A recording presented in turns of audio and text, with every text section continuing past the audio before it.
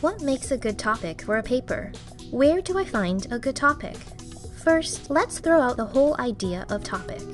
The word topic really applies better to a report or a list of facts. What if you could create something that is actually interesting and meaningful to both your professor and to yourself? What if you could learn something that you didn't know before? Let's replace the word topic with the word question or research question.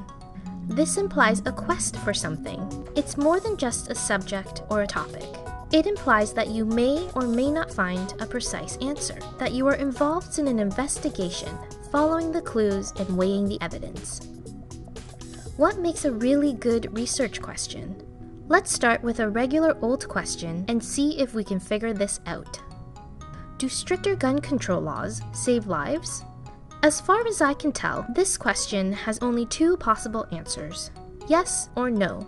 You might be able to construct some pretty good arguments for one side or the other, but there's still basically only two sides to this coin. Not a lot of active pursuit going on, so let's try again. Why should the United States increase gun control? Well, this seems to be a little better, but I have a feeling that you either already know the answer or have selected what you believe to be the best answer. Plus, what kind of evidence are you likely to find to answer this question? Let's try again. How does the media influence attitudes towards guns and gun control? This question does not have a yes or no answer. It's very open-ended and it does not try to lead me into an answer. I see possibilities here for investigating the nature of social media, peer pressure, and the like. But there are still problems with this question. When you say attitudes, what are you talking about? The attitudes of any person? Old people? Young people? All nationalities? What about media? Do you mean newspapers, news channels, Twitter, Facebook, or blogs? That's a lot of territory to cover in a single paper. What about this? How does social media influence teenagers' attitudes towards gun control?